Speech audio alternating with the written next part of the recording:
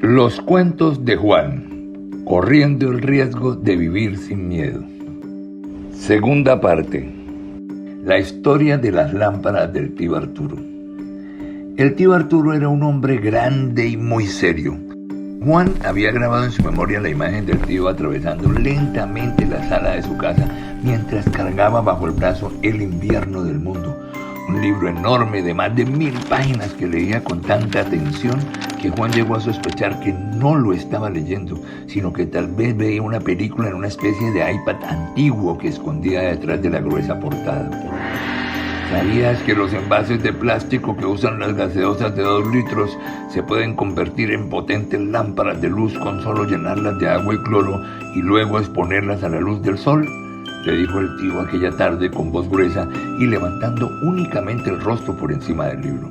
A Juan le pareció que acababa de ver un gran pez que asomaba su cabeza por un instante en la superficie del agua. En ese momento se encontraba sentado en la mesa del comedor jugando con sus plastilinas. El comentario de su tío le causó gran impacto porque Juan siempre estaba pensando en cómo salvar el planeta y hasta ahora no se le habían ocurrido tan buenas ideas. Pero esta idea de las lámparas lo entretuvo un buen rato. Trató de imaginar cómo sería una ciudad iluminada por esas fantásticas lámparas que no necesitaban energía. Todo iba de maravilla hasta que cayó en la cuenta de que las lámparas alumbrarían solo durante el día y en la noche, justo cuando más se necesitaban, no servirían. Así era la mente de Juan. Se ocupaba siempre de cosas increíbles a cada instante. En la mañana, durante el recorrido del bus escolar, Juan dejaba desbordar sus ideas y sueños. En esa media hora de viaje inventaba carros voladores que no sufrían por los trancones, creaba máquinas congeladoras para detener a los dueños de los vehículos que producían mucho humo. Una vez hasta inventó una ley que ordenaba a los padres hacer caso a todo lo que sus hijos les pidieran, pero al final se dio cuenta de que algunos niños, incluso él mismo, abusarían. Entonces el mundo no sería un lugar mejor, sino mucho peor. Juan decidió emplear esos recorridos del bus para tratar de encontrar la respuesta a la pregunta que había surgido cuando estaba en la playa el día anterior. ¿A dónde iba la rabia cuando ya no estaba en el cuerpo? ¿Acaso la rabia tenía una casa especial o un lugar a donde ir? La curiosidad lo atormentaba, pero a Juan le gustaban los retos, así que no se rendiría hasta resolver el acertijo. Esa mañana observaba todo a su alrededor tratando de descubrir si existía un lugar a donde viajaban las emociones. Para ese momento ya había descubierto que con la tristeza y la alegría sucedía lo mismo, pero ¿de dónde venían y hacia dónde iban cuando ya no estaban? Juan se entretuvo pensando en aquel lugar maravilloso que había visitado la tarde anterior, en donde la rabia y la tristeza iban y venían dentro de él mismo. ¿Será verdad que todas las emociones viven en nuestro mundo interior?, se preguntó.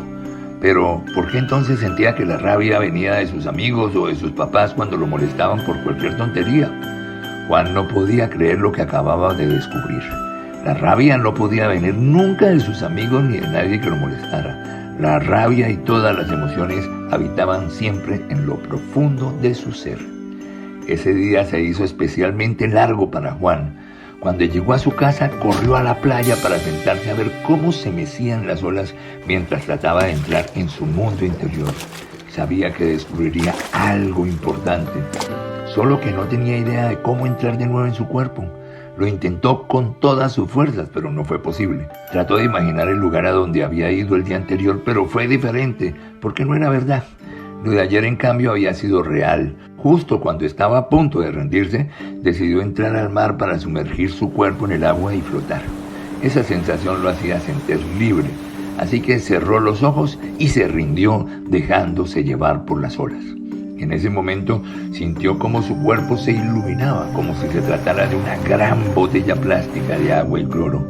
El sol que caía sobre su espalda encendió la lámpara de su vida y pudo ver de nuevo su maravilloso mundo interior tal y como lo recordaba. Una serena calma iluminaba el lugar. Todo estaba en paz. La rabia era la rabia, pero no tenía rabia. La alegría estaba muy tranquila y la tristeza no inspiraba tristeza. También estaban el miedo sin miedo y todas las emociones entretenidas en un juego de movimientos y formas que parecía una hermosa danza. ¡Qué lugar tan maravilloso!, se decía a sí mismo fascinado con su propio ser. ¡Qué hermosa es mi vida por dentro! En mi mundo interior soy un ser de luz, único y maravilloso. Esto es mejor que todos los cuentos que inventé. Juan no podía verlo, pero sus padres sentían que estaba cambiando rápidamente. Lo notaban más calmado, hacía sus trabajos en casa con gusto y sin responder mal. Se acostaba temprano y no había vuelto a pelear con sus papás. Incluso si su mamá le llamaba la atención, Juan sentía que podía transformar sus emociones y cuando estaba a punto de sentir rabia, entraba en su mundo interior para observar durante unos minutos a la rabia sin rabia y eso era suficiente. Ya no reaccionaba como antes, porque ahora era amigo de todas sus emociones. Conocía el maravilloso lugar donde habitaban y sabía que no eran como la gente pensaba. Las emociones eran fantásticas explosiones de energía de formas y colores diversos que danzaban libremente en lo profundo de su ser.